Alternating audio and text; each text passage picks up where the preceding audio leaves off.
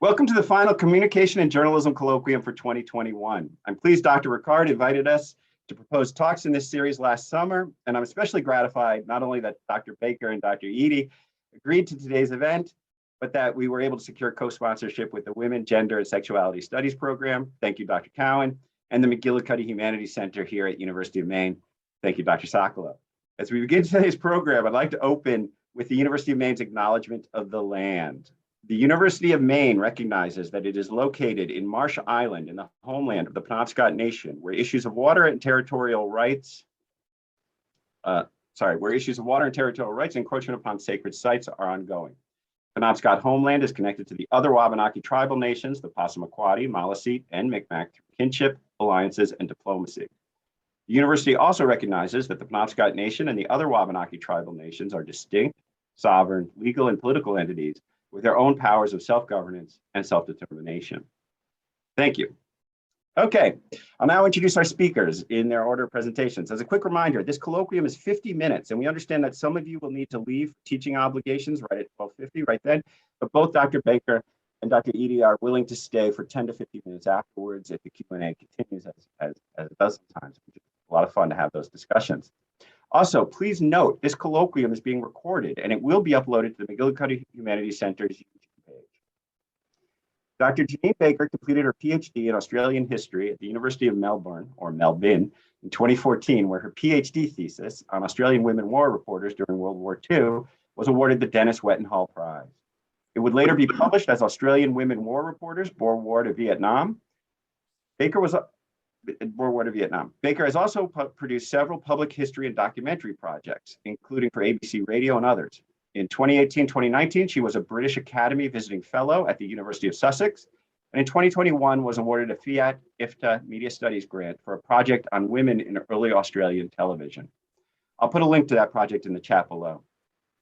She co-edited a special edition of Feminist Media Histories on women and transnational broadcasting, and she recently published an article on women camera operators at the BBC in the 1970s and 80s in Women's History Review.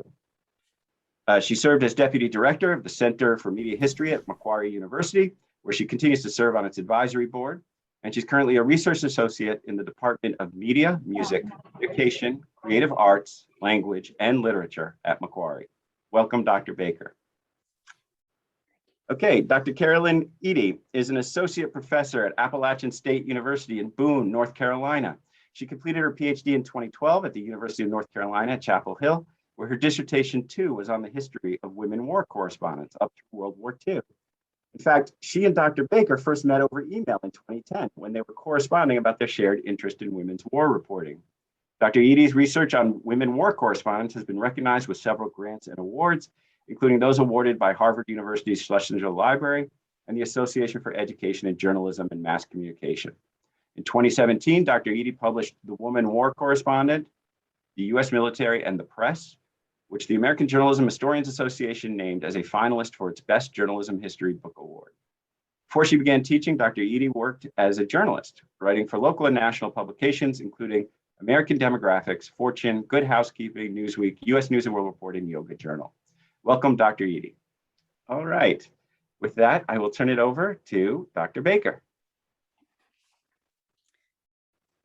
Hi, everybody. Thank you so much, Michael, for that lovely introduction.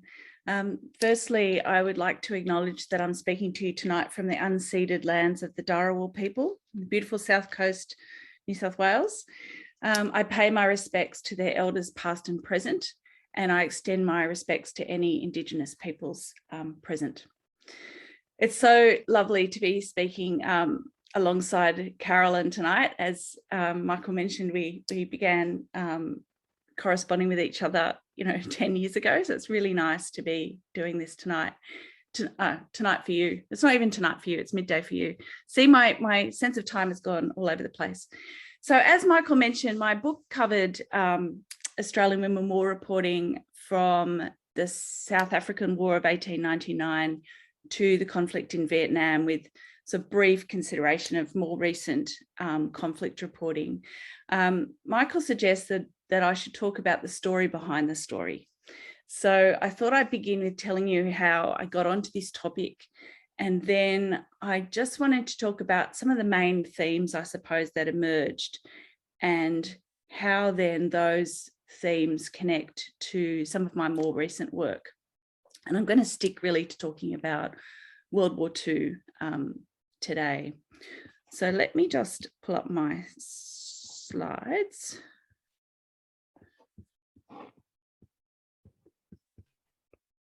Don't need sound.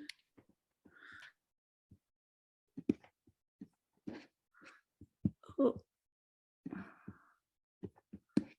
Sorry. All right.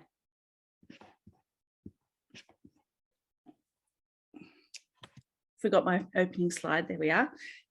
This is actually Iris Dexter, who's the person who I first found out about. So interestingly, you wouldn't be able to tell from this photograph, but Iris Dexter was absolutely terrified of flying. But I really love this photograph because she looks so, she looks kind of not only stylish, but courageous. So Iris Dexter. So when I was doing some research on a television documentary about World War II, and I came across letters written by Iris Dexter, who was a journalist for a magazine called Woman, to her brother, Bill Norton, who was serving with the Royal Australian Air Force at the time. And her letters were so funny and also lively. They really brought to life Sydney in wartime. And I was intrigued when I read in the catalogue of the State Library of New South Wales that Iris was an accredited war correspondent in World War II, and I'd never heard of any women being war correspondents in World War II.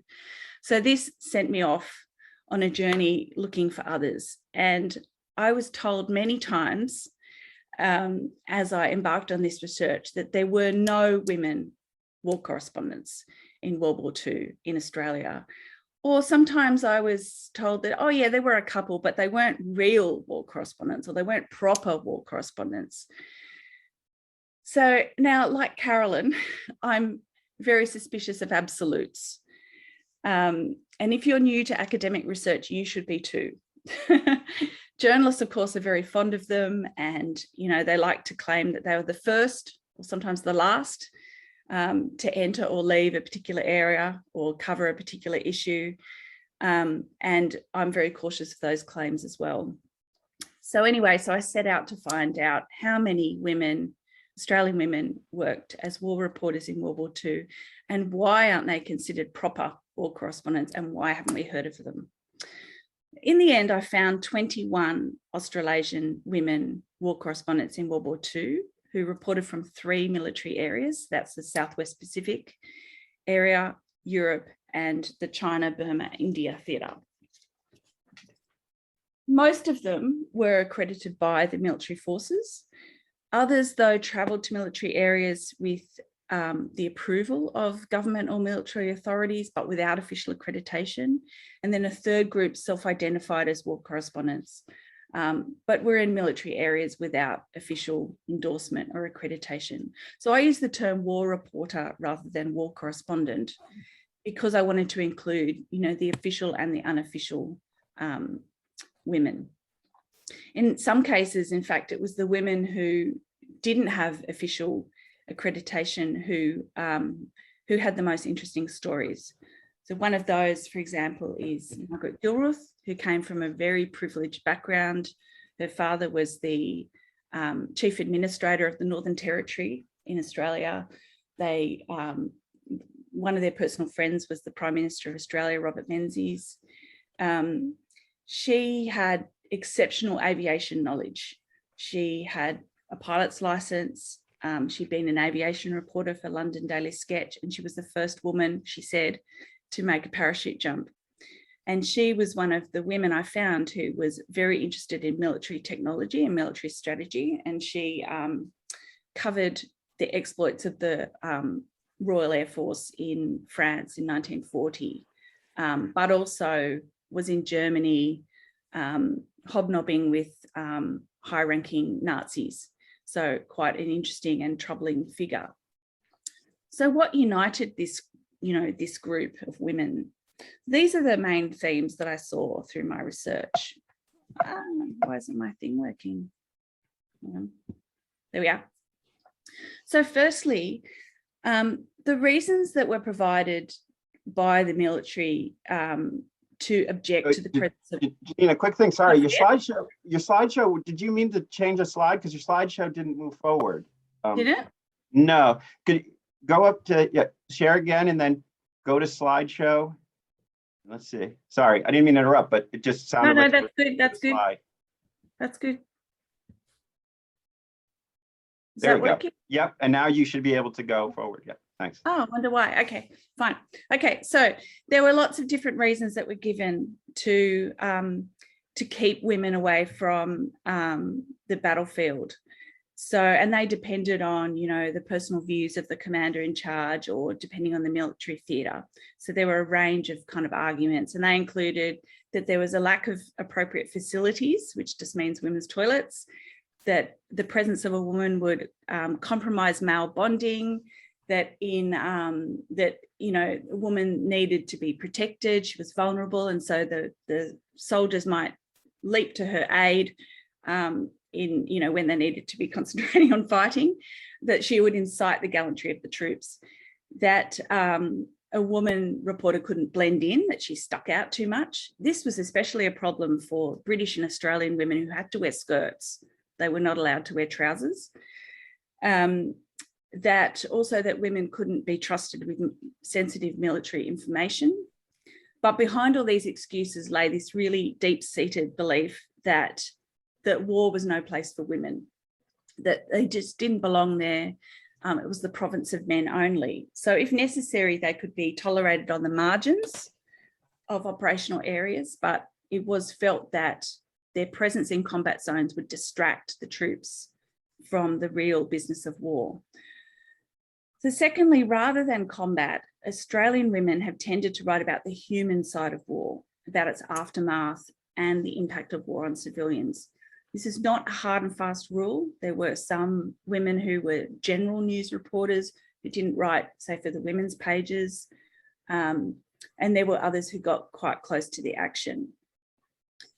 I argued in the book that the confining of women to the periphery naturally led to differences in their writing. So rather than being inside the action or the unit, women tended to be, they were usually only outside kind of observers of combat-related events. So, for example, this report here from Anne Matheson, written when she got to Normandy about 4 days after D-Day with a party of other women journalists. Eisenhower had lifted the ban on women travelling to Normandy with the stipulation that they must cover the women's side, the women's angle. So here, she claims, I've landed on the beachhead this morning, the first Australian woman to come here since Dunkirk 4 years ago. So she underlines her pioneering status, also her role as an active witness. But then as it goes on, her use of the personal pronoun I defined her as an outside observer, not a participant. It was really common for women journalists to use I because it increased the bond between the journalist and the subject and the reader. So, it allowed the reader to see, for example, through a woman journalist's eyes at the view from a bomber. But male correspondents were able to claim this sense of camaraderie and shared danger with the troops that women could not. And so when they use I, the personal pronoun, it shows that for men correspondents, usually that they're inside the action, they're not watching it from the sidelines.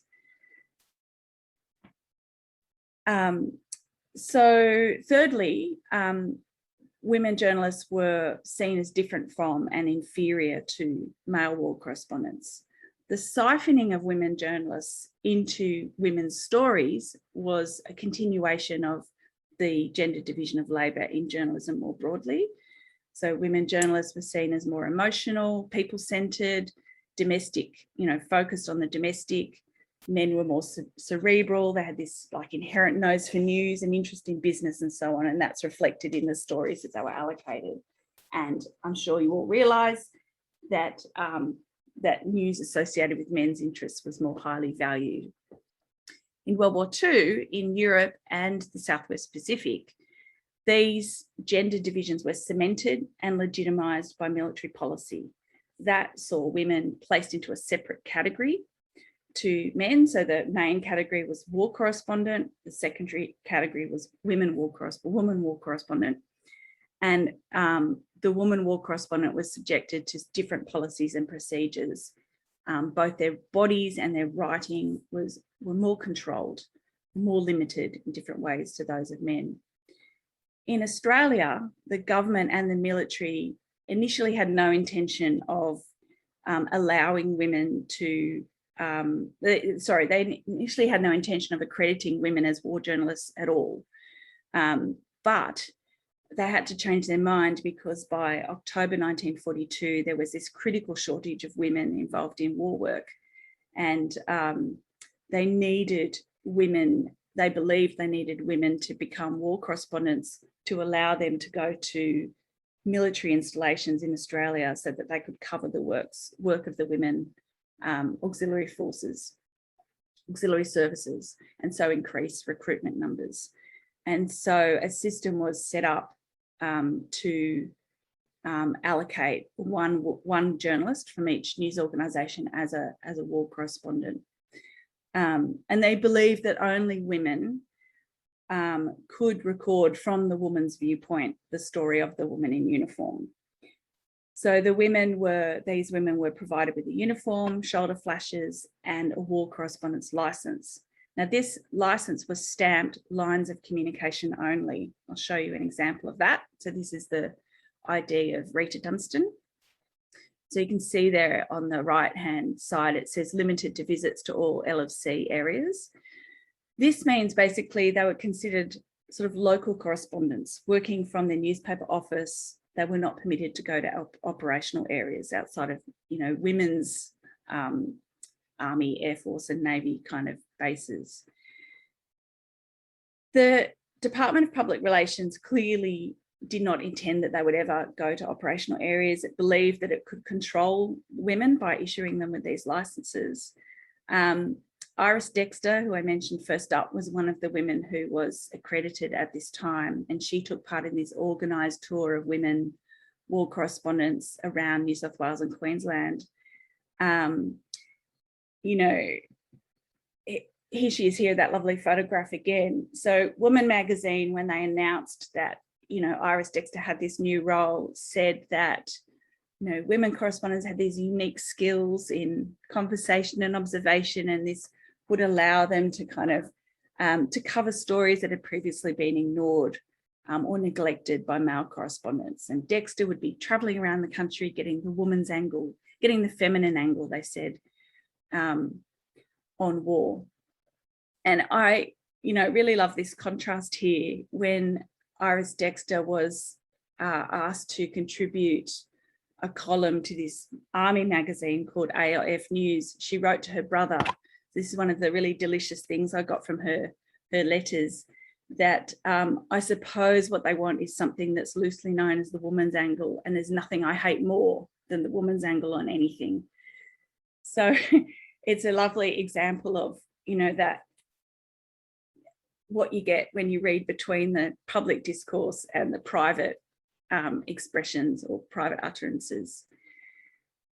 One of the really interesting things about Iris Dexter is that she wrote these straight journalistic pieces for Woman, but she also wrote a humour column under the name Margot Parker. And I'll just show you an example of that. I hope you can see that. She had this regular cast of characters that were mainly based on people that she knew. And around this time, she started talking about her best friend, ace war correspondent, Frenzia Frisbee, and how annoyed she was by Frenzia Frisbee, who, dashed around looking important and calling transport with a capital T. And through this column, Iris Dexter could sort of poke fun at the women war correspondents who were, and their sense of self-importance, because of course they realised that although they felt like they were, doing something really important, they weren't the ones who were, in New Guinea really at risk of their lives like the men were. Just go back to my list. So the fourth theme is one of transgression. And so despite these limitations that have been placed on women, of course, you know, like male correspondents, women journalists strove for proximity to the action. They wanted to be also the first to break important news stories. You know, so a lot of them didn't accept these boundaries or the ways, the narrow definition of their role that they'd been given. And they found big and small ways to rebel. So Elizabeth Riddell, for example, who was in Europe, she was with this party of women war correspondents who were being sort of, you know, taken around in a group to the same, exactly the same kind of place and told to write the story, you know, of that place. And so she just took off one day, took off for a couple of days with another Australian, a male correspondent, and travelled down to a place in France to report. But in Australia, I want to talk about Lorraine Stum just briefly. She's a really interesting person, really interesting personality, very driven, very tenacious, very self-confident, very beautiful as well. She had reported from Singapore just before it fell to the Japanese. Her husband was a wing commander in the RAF and he was stationed there. So she reported from Singapore for a London newspaper as well as the Malaya Tribune. But on her return to Australia, she was accredited to the Australian and the US forces. You can see here she's wearing an American cap. And she was stationed at General Douglas MacArthur's Brisbane headquarters. So General Douglas MacArthur was the Supreme Commander in the South Pacific area. Now, she had doggedly requested to go to operational areas and was refused each time, like other women who did the same were. But in October 1943, MacArthur invited her personally to go to Riddell, to go to Papua New Guinea to cover this air raid. Mind you, she stayed on the ground in Riddell and spoke to the Red Cross nurses while the men correspondents went up in the airplanes. So this caused fury in Australia. The Australian military demanded that, you know, she be returned immediately, that she couldn't publish anything. But there wasn't much they could do because MacArthur was the boss. He was in charge of the area, Southwest Pacific area. So after this, after she returned, she was only there for a couple of days. Alice Jackson, who was the most powerful woman in the Australian media at the time, she was the editor of the Australian Women's Weekly, was also permitted to go to Papua New Guinea. But once Alice Jackson returned, the government decided to cancel this licensing system for women that was abolished completely within a month because they realised that they could not control women in the face of what the Americans were doing, which was being far more liberal. So October 1943 was the last time that Australian women travelled from Australia to report overseas. The last on my list of themes is marginalisation. So, you know, I mentioned that women were marginalised within journalism and also as war correspondents, they were marginalised.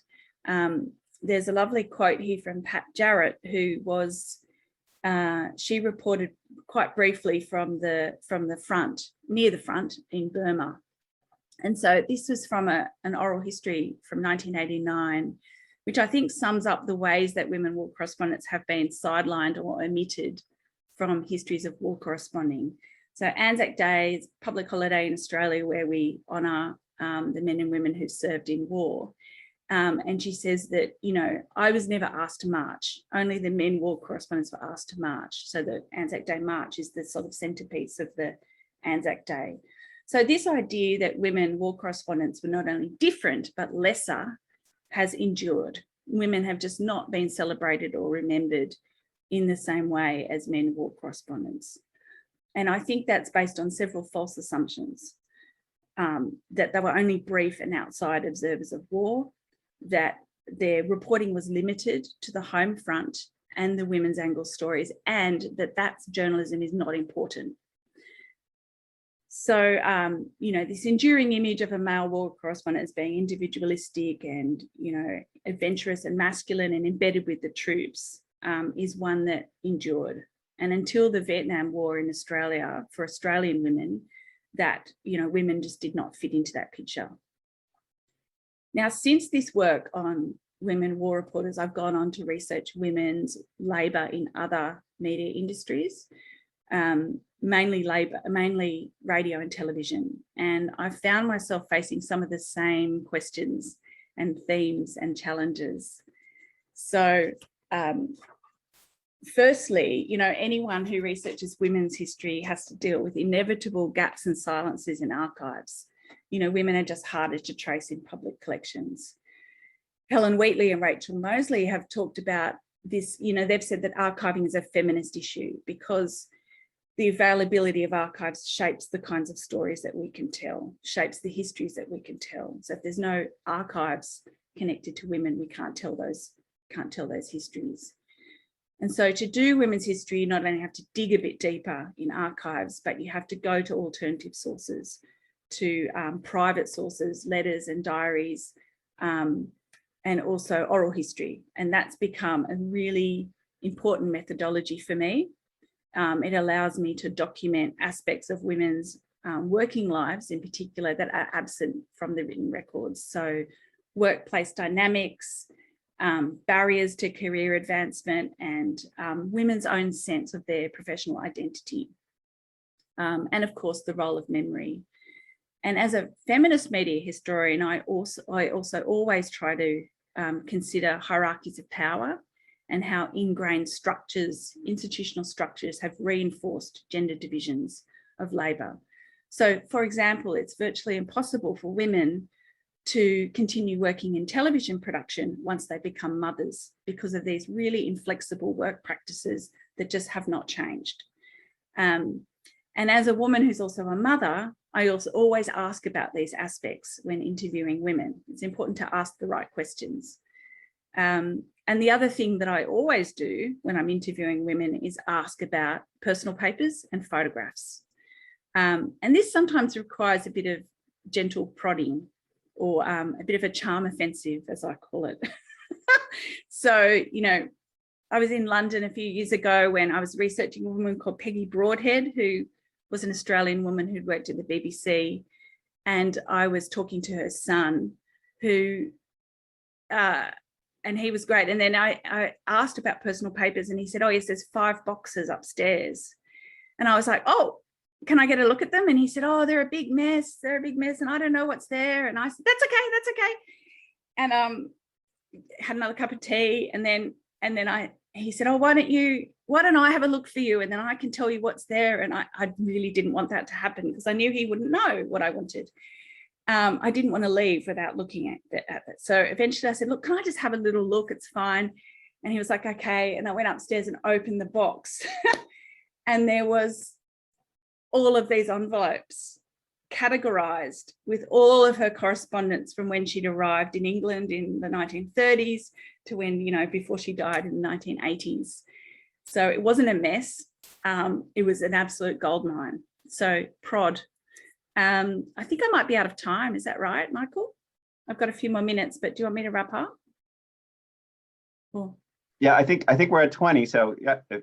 20. Yeah, I'm in trouble. Okay, so I think I should end. I should say I want to say one more thing. I'm going to skip to the end, and that is the importance of public history.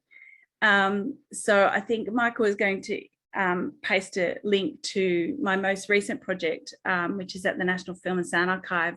But what I found about talking openly about my research, and often I publish my work, not just in scholarly journals, but also like on a website, or I make a radio documentary or something like that, is the way that that brings forth more stories. So, you know, some of the women that I found out about because I've talked about my research openly, and some of the really, really important women that I wouldn't have located otherwise. So that's, I suppose, one of my biggest tips to emerging scholars is don't keep it inside, like do talk about it. Yeah. Thank you. Thank you, Jeannine. All right, Carolyn? Gary? Oh, you're still muted. I was trying to share my screen. Oh, I need to stop sharing. Sorry. So it's sorry. okay. I think that when I just shared it, it stopped it. So can you all see? Perfect. Okay. So let me just pull this over here. I'm dealing with the two screens thing, which is a nice problem to have sometimes, but it gets me a little confused. So, and Zoom always does it for me. So it was great following Dr. Baker because she outlined a lot of the themes that I saw in American, looking at the US military, but there were also some interesting differences. But because she talked more about that, I thought I would talk more about the lessons that I learned in this process. And honestly, some of them are common sense. And so many of these may just be things that you think, well, you know, of course I get that. But I have to say that these were all things that I should have gotten, right? That seem like common sense now, but they're all things that I definitely need to keep remembering and keep revisiting. So, so I'm going to talk about this, and I'm doing it in a way that I'm not doing the slideshow because if I do the slideshow, I don't know how to then also see all of you. So I think this should still work, but we'll see. Yeah. Okay. So you all see the new slide now? Yes or no? No, sorry, we don't see the new slide. Oh, I was hoping it would work that way. Okay, well, maybe I have to do the slideshow. Yeah, I think you have to do the slideshow because I'm just seeing the. Okay.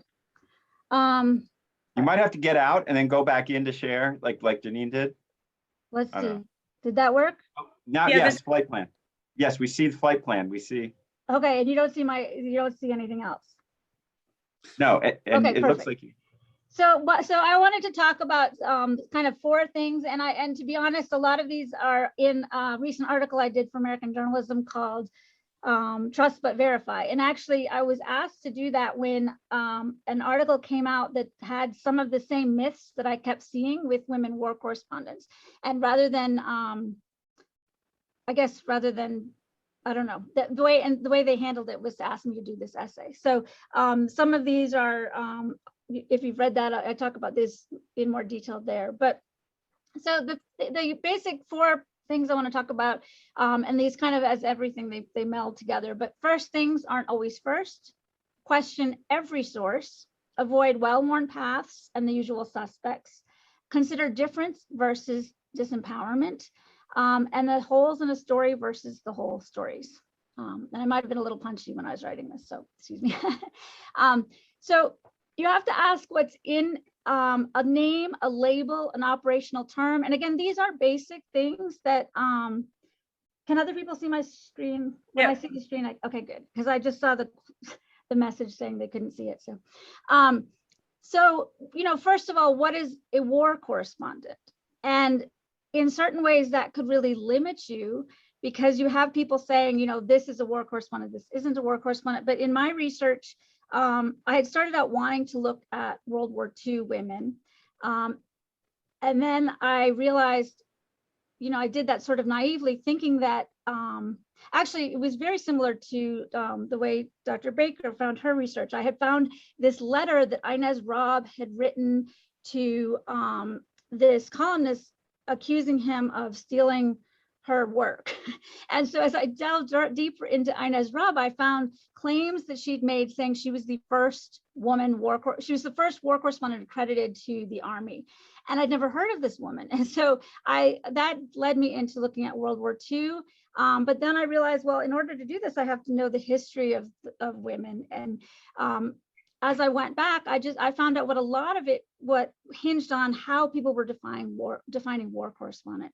And so for the first part of my study, what I decided to look at was, okay, well, rather than having me define what is a war correspondent, why don't I look and see which women were being called war correspondent? And I actually found between about 1850 and World War II that 250 women were labeled by their publications as war correspondents. Now, some of these women were not covering news of battle. Some were not even situated near a war, okay? But that's actually also true for men at that time. So that was interesting, looking at, well, what is a label, right? And then, of course, almost every time a woman appeared in print, and Dr. Baker talked about this as well, they were billed as the first and only, so there were 10 first and only women, for example, reporting in the Spanish-American War in 1898. So you want to investigate all claims, and especially at this time, women like to claim different ages. They like to claim different marriage statuses. One woman I found, she claimed to have been a widow, and she always talked about herself as a widow, and she was actually divorced 3 times. I think I'd have to look back again. I think it's 3, but never widowed. And women's ages, as you start looking through census documents, people didn't have a problem with lying to the government on their passport records or in their even to the census. So their age, their year of birth would continually change, and then their obituary would have them, born 13 years later than they actually were born. So, looking behind every claim that you see is obviously important. And this is just a quick example. This is Elsie Reasoner, right? And so here she's the only woman war correspondent, and then whether or not she's actually a war correspondent is sort of questionable as well. And then here, World War I is another example. This woman on the left here, Peggy Hull, she claimed to be the only woman, the first accredited woman war correspondent. And you will find that written almost in so many places. And so what happened was she actually paid for this uniform for herself. She was an incredible woman and reporter, and she definitely covered a lot of the war. And she received her accreditation papers basically the day after we got out of the war, actually, so World War I, and to go to Siberia. Now here on the right is Cecil Dorian, who's a woman that who I am continually researching and trying to dig up more information about her. She fascinates me. But she was one of these 25 women who were accredited as what they called at the time visiting correspondents. There were about 1,000 of those. If you were going by the official accredited, they actually had to have $10,000 bond that their papers put on them. There were a few, anywhere between 25 and 40 of those who were the official correspondents. So a lot of people will tell you that no, women were accredited in World War I, but those same people are often not. They're using one definition for when they're talking about women and another definition when they're talking about men, which I'll get into again a little bit more. But here you see, this is Helen Kirtland. And Helen Kirtland, like many, actually, I should say maybe several instead of many, but several women during World War I took photographs and wrote about news. And here you see they accepted Mrs. Kirtland's credentials and showed her every inch of the battlefield. And so that was one thing that I found was really interesting, is that in World War I, they had met, a lot of women were reporting alongside men, and people weren't always questioning it. So it's kind of interesting to see how these arguments, it wasn't that many, but for example, I'm working on a book right now with the co-author. We're looking at World War I correspondence and the Saturday Evening Post. And Mary Roberts Reinhardt got right into the trenches. She also, George Lorimer, her editor, paid her up to $2,000 a story, which if you translate that to today's dollars, that's about $20,000, and she'd get all expense paid.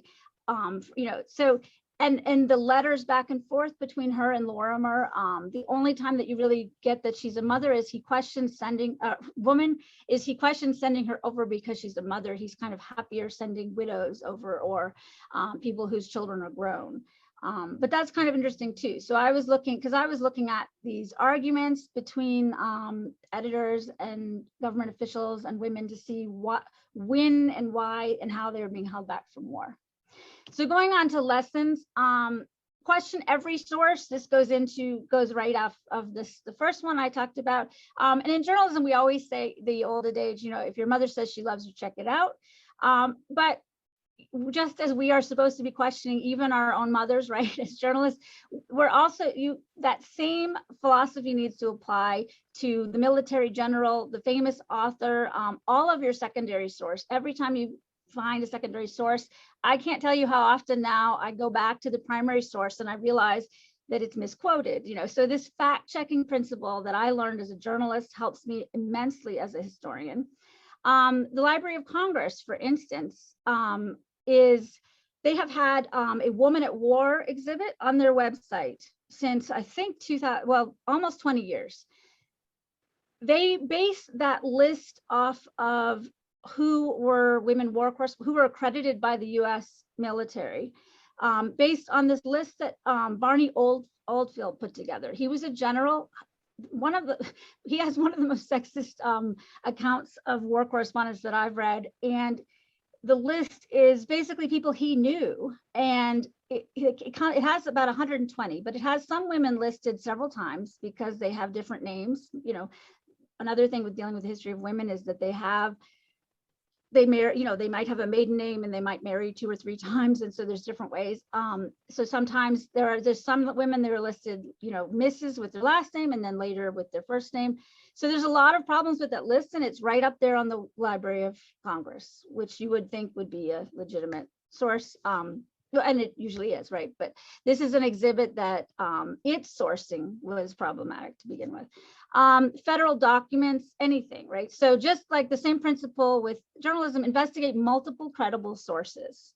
And here, this photograph here is Ruth Cowan. And Dr. Baker talked about this too a bit, but Ruth Cowan has these, in terms of questioning oral histories. Ruth Cowan has oral histories that she did in the 70s and 80s, where she talks about being the very first, it was her idea, she was the first one to go get accredited with the WACS to report on World War II.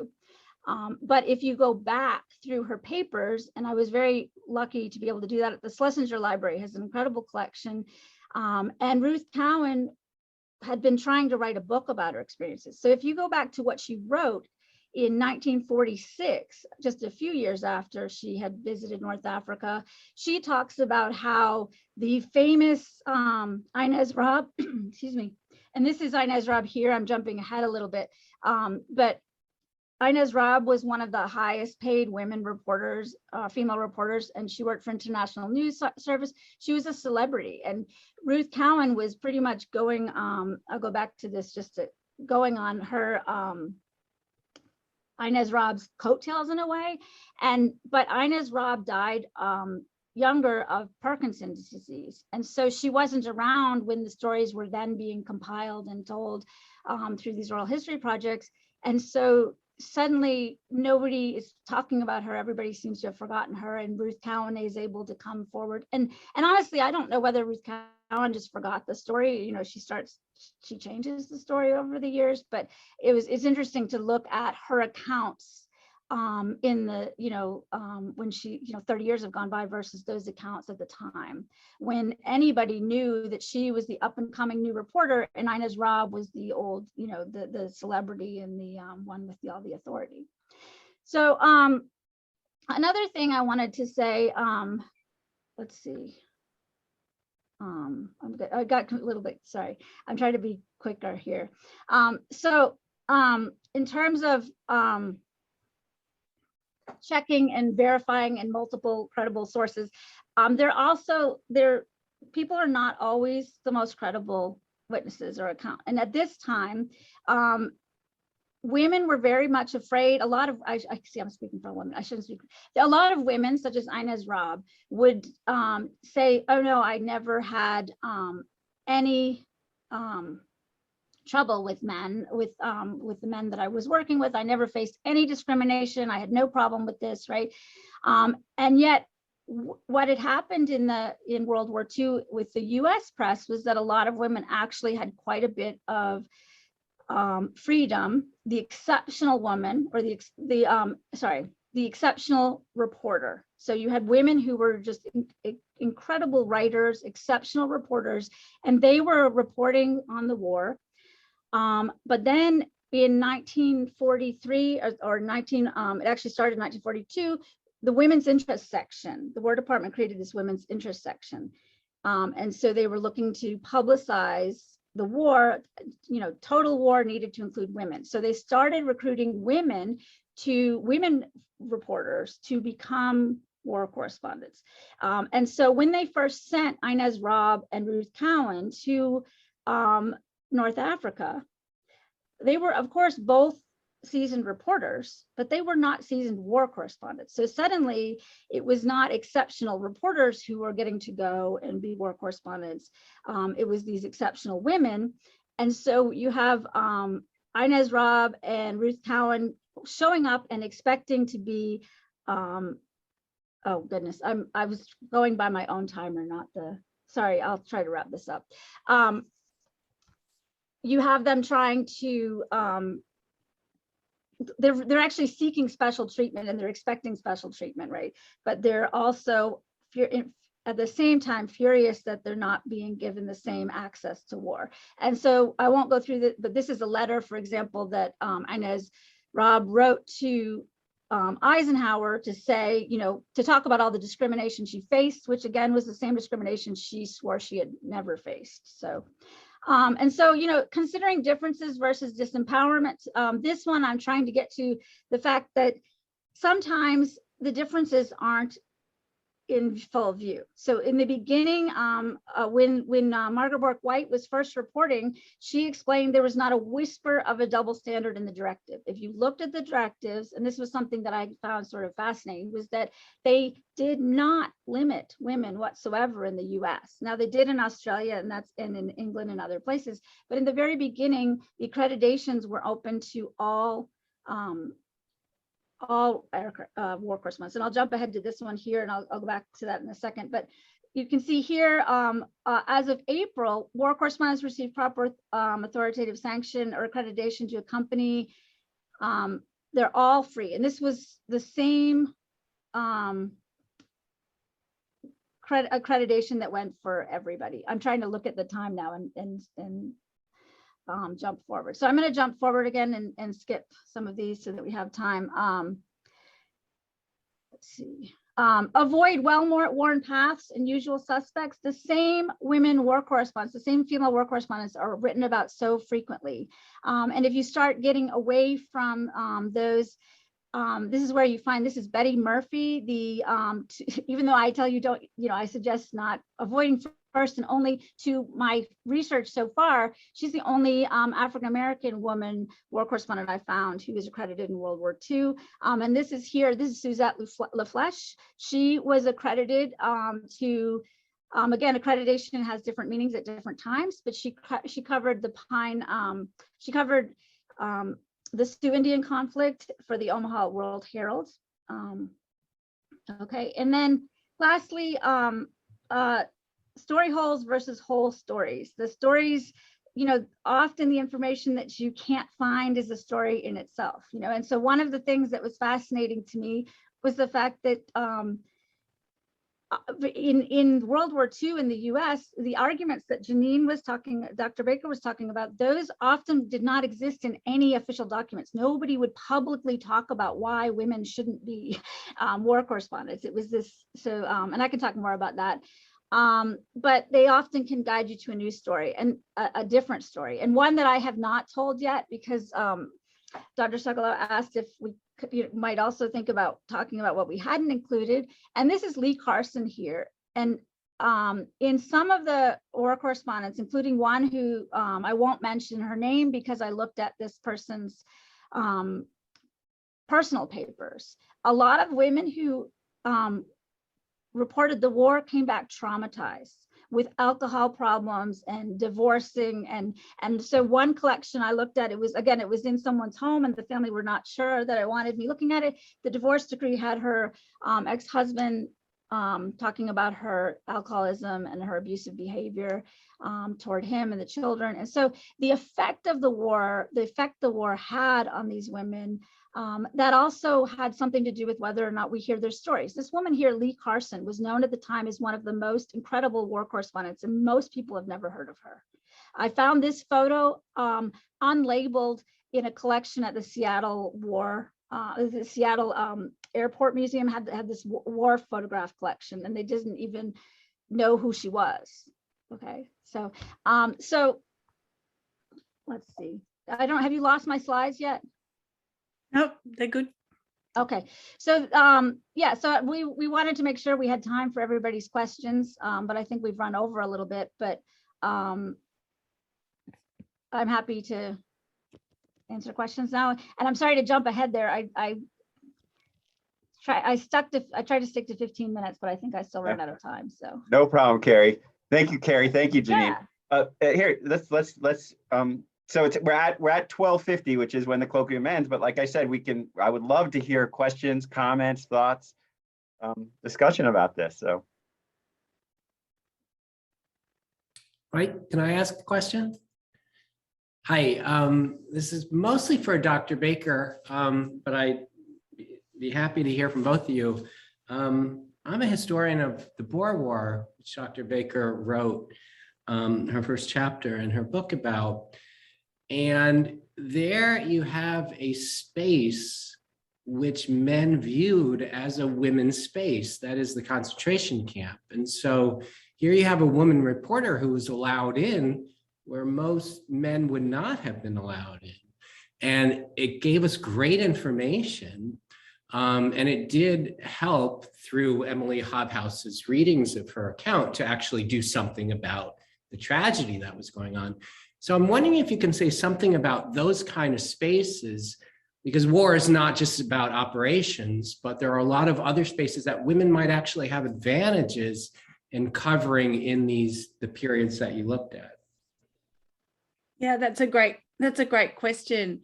No, that's very true. And something I did write about in the book was women having access to spaces, particularly women's spaces, and that goes right up to the present day, actually. So with the concentration camps in South Africa, should I say a little bit about that, or about what? So Edith Dickinson, you're talking about, was an Australian woman. So she was the first Australian woman to actually be accredited as a war correspondent. She had kind of quite good connections in the military. And so her coverage of the concentration camps in South Africa made their way to Emily Hobhouse, who by that time had been prevented from going to South Africa. And so she drew upon those. Emily Hobhouse drew upon Edith Dickinson's reports on the concentration camp for her own reports. One of the things I said, though, was that I wasn't really sure whether they had really changed anyone's mind, because, by the Edith Dickinson's reports were not really seen widely. They were published in Australian newspapers, but not actually seen very widely. Sorry, I've actually forgotten the question. I'm so tired. Which was about women's spaces. Yeah. Like, were there certain spaces in war coverage that women had more access to? That's the main one. Carolyn, do you have anything to add to that? Women's spaces? Yes. Well, just more current. Throughout the wars that I looked at between 1850 and World War II, women often would use, in World War I, that's one way they would get to go, was they would get trained to go through the Red Cross, right? Or to, go with the hospital ships, or, but I don't actually have the sense that they necessarily had access that men couldn't gain, because men could also do the same. So I do see another question there. If we have time for me to answer it. Yep, there's a question in the chat. Go ahead. Yeah, that's the chat. That was the question I was talking about. I was thinking of in terms of the interactions between women war correspondents. That's what was interesting to me. The only time I really saw that was in World War II. And that was one of kind of the premise of my book, is that you have women who, like Helen Kirkpatrick, and many others, I'll just try to be really quick here, would say things, they would actually taunt men by saying, like, okay, I have an example of Helen Kirkpatrick in a press conference saying, you all should have perfectly good access to this airdrome. I don't know why you war correspondents are complaining. you know, and she's bragging about how she gets her job. And then they started, you know, she and others were completely separating themselves as though we are not women war correspondents, we are just war correspondents. But then as soon as the government, the US, as soon as SHAFE put this in June, said, okay, suddenly we have these new categories. Now there's a category of women war correspondent. All these women who'd been over there, you know, being like, hi, I'm the lady war correspondent at the front, we're now put in the same pile with, or, you know, grouping with as a woman war correspondent. And so suddenly Helen Kirkpatrick was given like press bag facilities, press courier facilities only. And so that's when, and this is where you see this in letters only, but like Martha Gellhorn, who really hated this woman war correspondent thing, was suddenly advocating on behalf of all women. And so we're Helen Kirkpatrick. And that was actually, to me, that was the most interesting thing that I found that became my dissertation, was looking at how women would, like, you know, I'm just one of the men. And I had that indicated in some of the photographs I didn't get to show you, but so I hope that answers your question. I think I found that some women had teamed up with men to cover stories. So it only happened when they were sort of, their publications weren't similar. They had different audiences. So sometimes a woman war correspondent would team up with a man to cover a story. So one would go, you know, and look at one aspect and the other look at another aspect, and together they would create a story. I didn't find many examples of women working together. I think just like the men, they wanted to break stories. So they really were looking for more individual kind of parts, I think. Yeah, definitely. All right, we have time for one last question. Anybody want to volunteer the last question? I have a question, or Stephanie has a question, or I mean, you can go too. No, go ahead. Well, actually, my question was kind of related to like both of your topics on, you know, when you search and archive stories, especially on the female reporter, have you encountered any story that how they self-represent themselves in the public differently from the official this affiliation or labeling as a practice of resilience? Yeah, well, one quick example was that when, you know, in the Sioux Indian War, at Pine Ridge, both Theresa Dean and Suzette LaFlèche objected to the fact that they were being called war correspondents, because in so many ways it inflated the battle, you know, and it inflated the sense of conflict. And Theresa Dean was particularly interesting because, I mean, they both had different motivations for avowing that title, but Theresa Dean was actually making fun of the men who were all being all macho and war correspondents and this whole thing. And then, you know, she was doing the same thing they were doing, but she didn't. So that was one example.